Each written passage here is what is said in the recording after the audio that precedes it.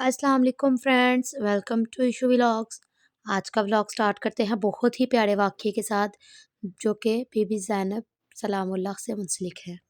बीबी ज़ैनब सलामुल्लाह अलैह इस्लाम की तारीख़ की उन अज़ीम औरतों में से हैं जिन्होंने सब्र, हिम्मत और हक़ की गवाही की मिसाल कायम की।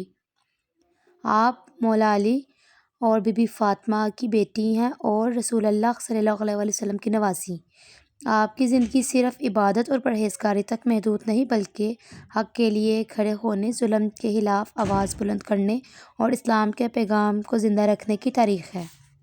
बीबी ज़ैनब मदीना मुनव्वरा में पैदा हुईं। आपने बचपन ही से रसूलुल्लाह सल्लल्लाहु अलैहि वसल्लम की गोद और फिर अपने वालिदैन की परहेज़गार तरबियत में परवरिश पाई। आपने अपने नाना रसूलुल्लाह सल्लल्लाहु अलैहि वसल्लम से रहमत, अखलाक और इंसानियत सीखी। अपने वालिद मौला अली से अदल, इल्म और बहादुरी और अपनी वालिदा बीबी फ़ातिमा ज़हरा से सब्र, हया और इबादत का दर्स हासिल किया। इसी तरबियत का नतीजा था कि आप इल्म और हिकमत में अपनी मिसाल आप बन गईं।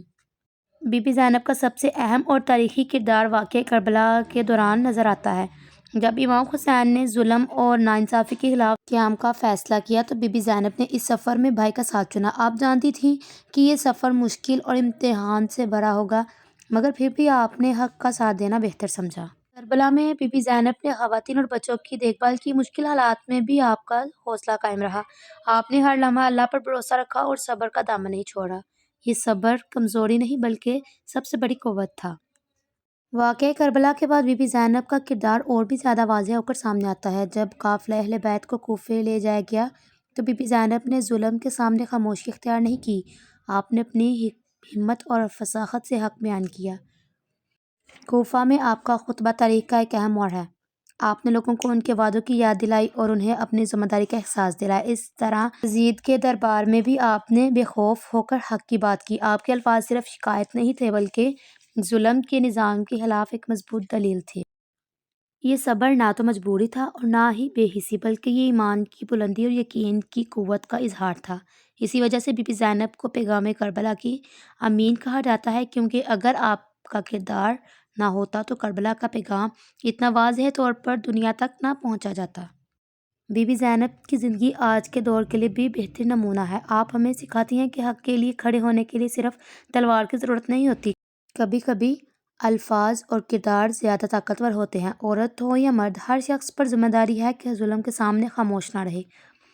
आपकी ज़िंदगी ये भी बताती है कि इल्म, सब्र और हिकमत को अगर एक साथ जमा कर लिया जाए तो इंसान तारीख़ का रुख बदल सकता है। बीबी ज़ैनब सलामुल्लाह सिर्फ़ एक तारीख़ी शख्सियत नहीं बल्कि एक ज़िंदा मिसाल हैं जो हर ज़माने के इंसान को हक़, इंसाफ़ और सब्र का दर्स देती है।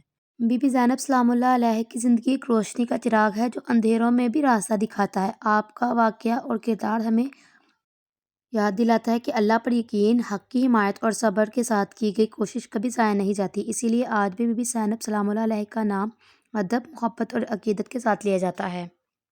अल्लाह पाक हमें और तमाम मोमिनीन औरतों को बीबी ज़ैनब सलामुल्लाह अलैह इस्लाम के बताए हुए रास्ते पर चलने की तौफ़ीक़ अता फ़रमाए। आमीन।